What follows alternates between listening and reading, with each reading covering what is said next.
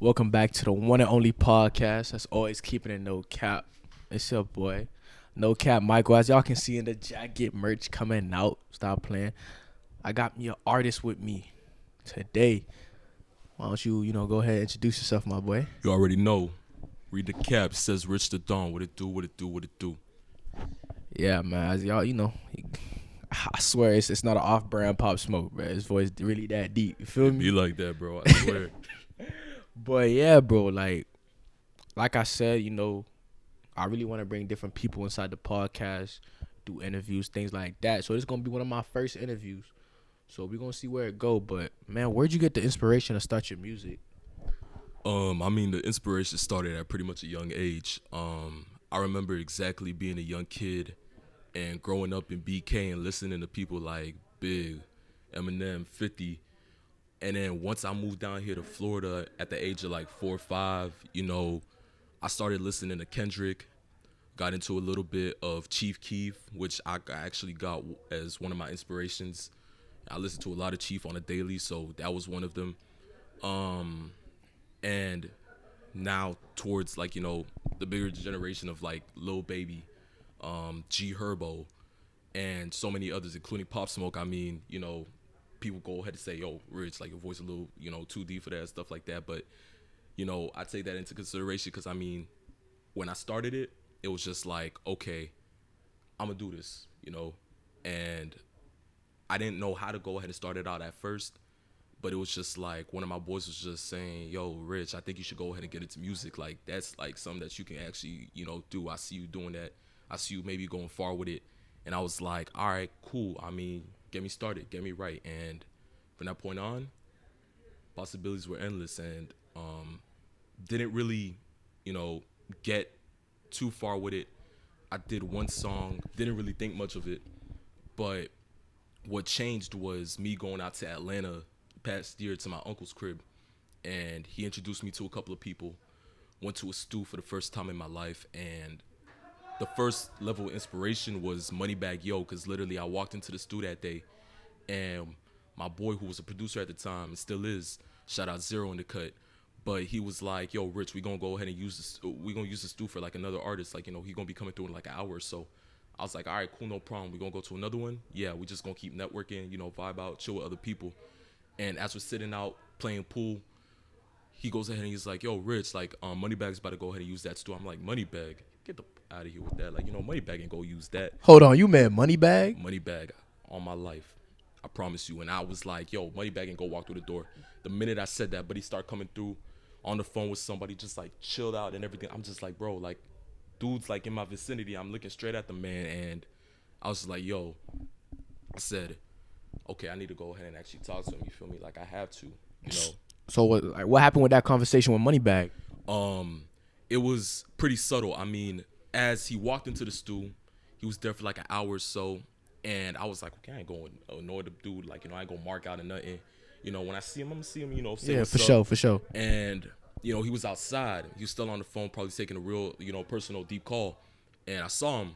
I was like, "Yo, Moneybagg, like, yo, for real, like, I've been messing with your music since I was like 14, 15. I really mess with what you do. I see you as key inspiration of what I want to go ahead and do, and like I just really support you. Like you really one of those." He was like, "Appreciate it, young blood. Keep doing what you're doing. Maybe just one day you come across me. We probably go ahead and work on something one day. But in the meantime, keep working. People keep putting in work." And like from that moment on, I was just like, "I'm gonna keep putting in work." So I hear a lot of artists out there. We live in Florida. There's a whole lot of artists out there, and they really ain't doing like you don't feel like they doing nothing serious. For someone like me who's really, I just listen to music. I don't make music like that, but I just listen to it. How do you like navigate through that world of knowing if you're gonna be a success or just realizing maybe music really ain't my talent? I mean, it comes to you quick, and it's not like something that's just gonna really, I guess, culminate into a place or a spot where you're gonna say, "Okay, yeah, this is it." It took me like 3 or 4 times to go ahead and look at a track and say to myself, "Okay, this is not it. Let me see what I'm doing wrong." And sometimes it's hard for you to go ahead and admit that you're doing wrong on some instances because you hate to be wrong. For sure. You know, like my first track I put out called "What I Need." I remember I sat there and we recorded it, and I didn't like the quality. I didn't like anything about it, but I still put it out. And people were like, "Yo, Rich, that has to be probably one of your best tracks." And to me, I'm just like, "Listen, it's not." Because if I didn't feel like I put 110% in, and I know that it's not 110%, then screw it. Don't say it's my best. You know, I know it's my best when I know it's my best. Because when you go ahead and you put out something, and you know that you go put the work in to go ahead and make it a success, you're gonna know it's success before you even go ahead and finish it up. It's not like rocket science. It's not like you go ahead and you put in a formula and you're like, okay, it has to be like this or that. The feeling and the intuition is in you the minute you go ahead and you start it. That's just how it works. All right. So speaking about intuition, when you started the music, did you really feel like, yo, I'm gonna be something? Cause I go to, like, I'm in college right now. Some of us, we in college. Some people working full time, and it's like, is this like this man really funny? This man really think he can rap for real? Cause it's not just rapping. Cause we know a bunch of people like me. We know people who can rap. But like, what makes it to become an artist, bro? Like, I really have to ask up and coming artists what they feel like what they feel like they need to do to become an artist. I guess it starts out with the creativity. It's like the ability to go ahead and put out something with the prior knowledge of knowing that this is you. Like, this is you. Instead of going ahead and copying out, like, other artists. Because I see a lot of people I know personally will go ahead and, like, put out something with the knowledge of probably going ahead and making it just like Playboy Cardi or maybe a Uzi, or going ahead and probably saying, okay, I'm turning to the next Yeet. For sure, that copycat stuff. Them copycat artists, bro, they crazy. They crazy. It's not it. Trust me. They better cut it out. I know, like, for a fact. It's Play it out. Cut it out. Straight up. I mean, like, it's just the facts, bro. Like, I remember when I wanted to go ahead and sound just like Tupac for a second. And I was like, yo, I want to sound like this. I want to go ahead and, like, put in gangster flow. Like, I want to go ahead and, do it like this and that. And the minute I started, rapping like that, I was just like, this don't fit me. You got to go ahead and create your own path. It's not on the terms of going ahead and saying, okay, I want to be like this person. Because, yes, you can have inspirations, but that doesn't mean you got to go ahead and copy the whole flow. You feel me? For sure. But as an artist, you feel like the more and more music you get out, the more and more views you get, more and more following you get, you feel like it's like a safe job? Because I see a trend, like, artists are peeping. Yo, being an artist, bro, might be one of the most dangerous jobs in the world. Oh yeah, of course. I mean, my mother even went ahead and, like, said a couple of things about me going ahead and rapping. It's funny because, of course, like, we Haitian, we, Caribbean parents, they see it as, like, not so much of a bad thing, but they see it in terms of it being bad in the future, because, of course, jealousy, it's something that you can go ahead and see now and say to yourself, okay, this won't happen to me. But people can hate you for just some of the simplest things. And I mean, for me, it's not about the clout. It's not about the cash. It's not about anything like that. It's more about going ahead and making a name for myself and becoming somewhat of a household brand in terms of just being the first artist to probably do one thing. So what you gonna do with that brand? What I want to do with that brand? Yeah, you talk about you want to be a brand, you want to do this, you want to do that. And, everybody talks. Everybody talks good rap. So what you planning on doing with that brand? Because I feel like, you think you finna get this, so you got to already start thinking about that brand. Exactly. I mean, I want to go ahead and make it into something that's just 10 times bigger than what I see it is. Because if I see it as something like, okay, it's going to be like right here, I wanted to go ahead and shoot for the stars, and I wanted to be able to go ahead and leave a legacy behind for others that, go into my bloodline and say to themselves, yo, listen, like, this is what Rich did. Rich went ahead and changed the game. Rich went ahead and put up something else that no other rapper did before. I mean, many other people have come to the game. They've gone. They leave behind something, and people look at that and they say, listen, That's real shit right there, you know. But for me, same thing, but just 10 times bigger.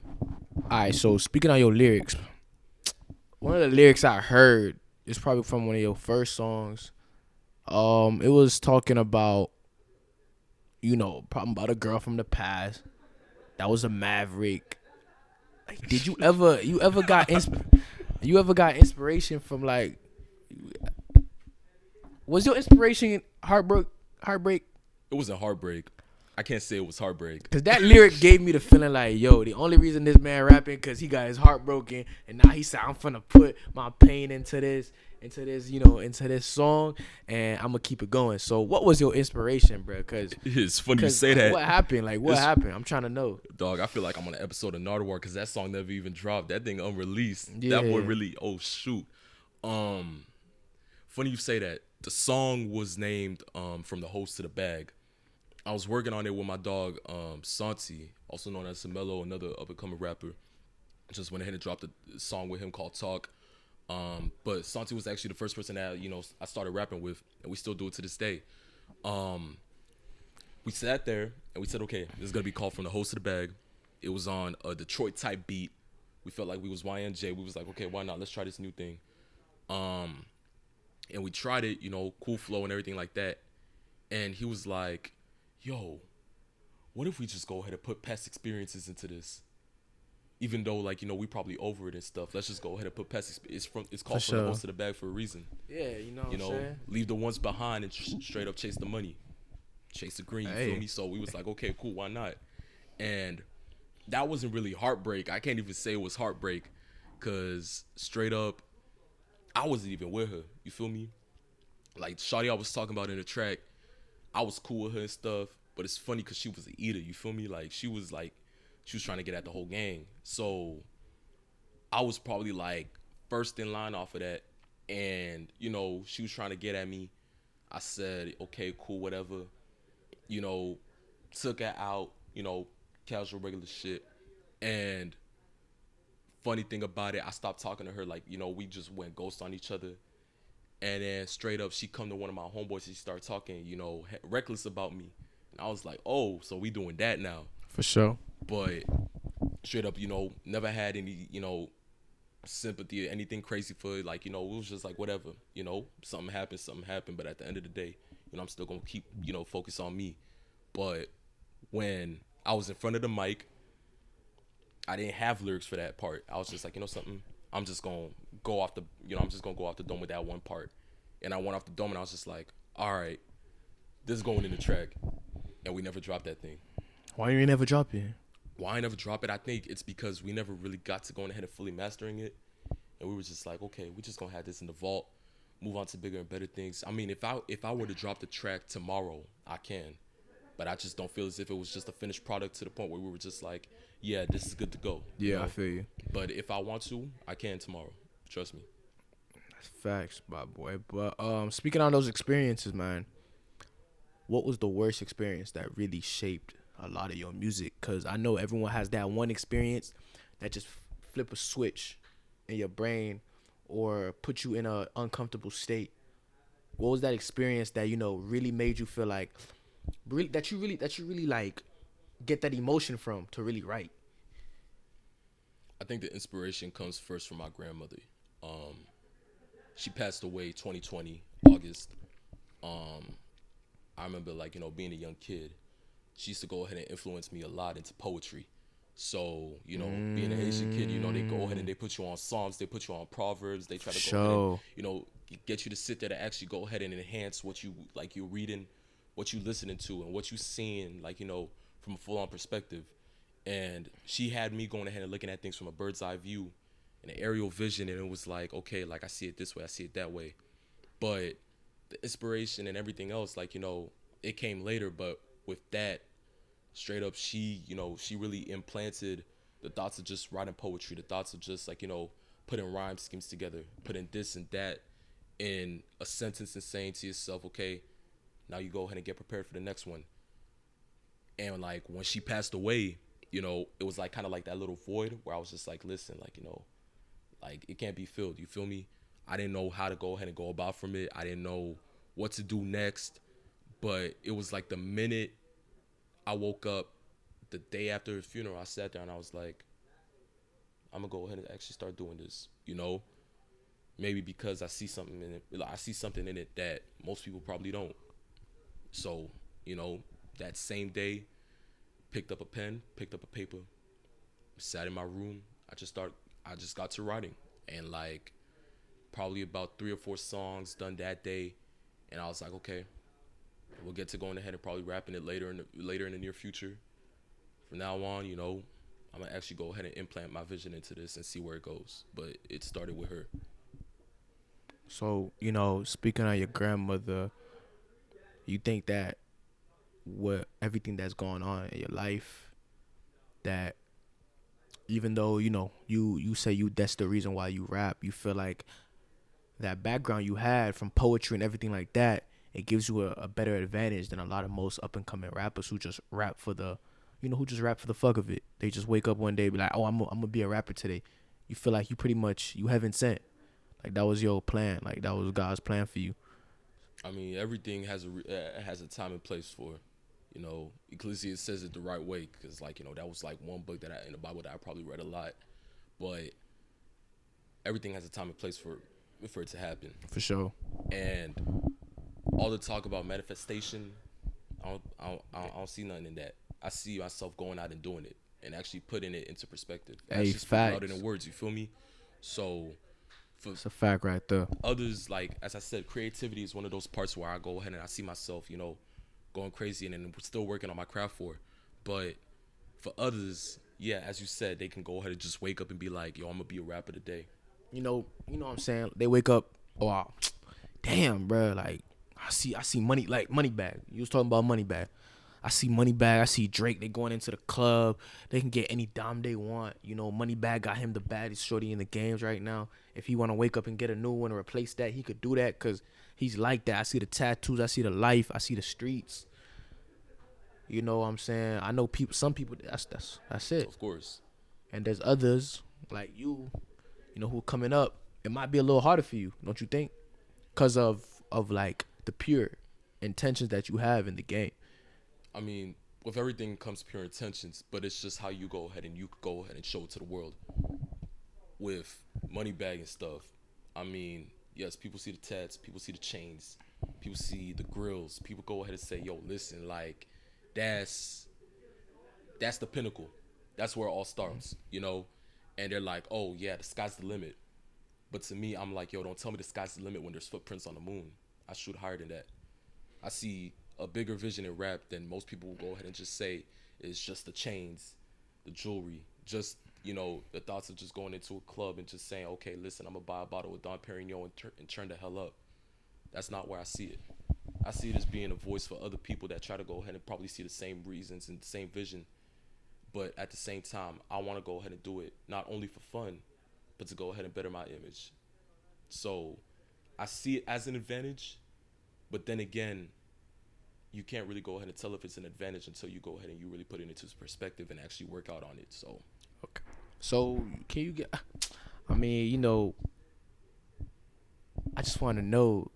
Can we get like a little preview of up and coming music, like what you writing about, things like that? Cause everybody listening to you, and we can't just let you leave without knowing a little something for the next couple of tracks. You know what I'm saying? Of course.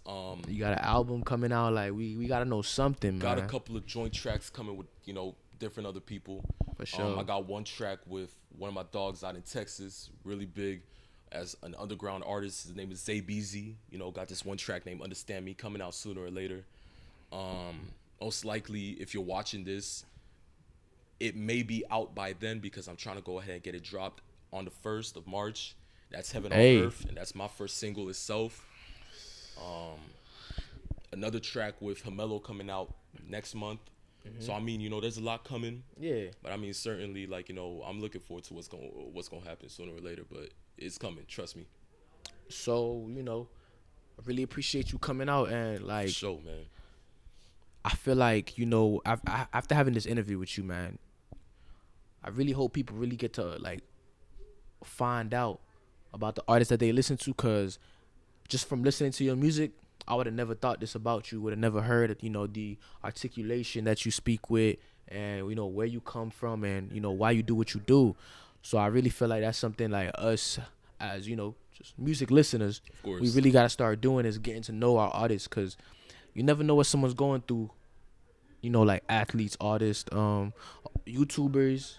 You never know. You just know what's on the screen. You know what I'm saying? You just know what you hear. So really appreciate you coming out, man. I really hope to have you for some more interviews. Oh, for a fact. Things like that. And hey, yo, y'all make sure to check out RichdaDon, SoundCloud, Apple Music, all that. Of course, on all platforms. He's got a lot of stuff coming out, March 1st, y'all, I'm gonna be the first one on the track. So when y'all go check out Nokap, fam. Like I said, we got merch coming out real soon. So really hope to see y'all on the next episode. So this is probably our first. Hey, you the first interview, my boy. Hey, man, I take it into consideration. It's my first interview, and this one always I'm gonna hold this one real close to my heart, because I really felt like I got to know someone into a deeper level, and that's what it's all about. You know what I'm saying? Of course. But yeah, my boy. So, but trust me, dog, you already getting a shout out on the next track. You already know. Trust me. Hey, shout out No Cap, fam. Hey, sure. Y'all go follow RichdaDon, and I'll see y'all on the next episode. Peace.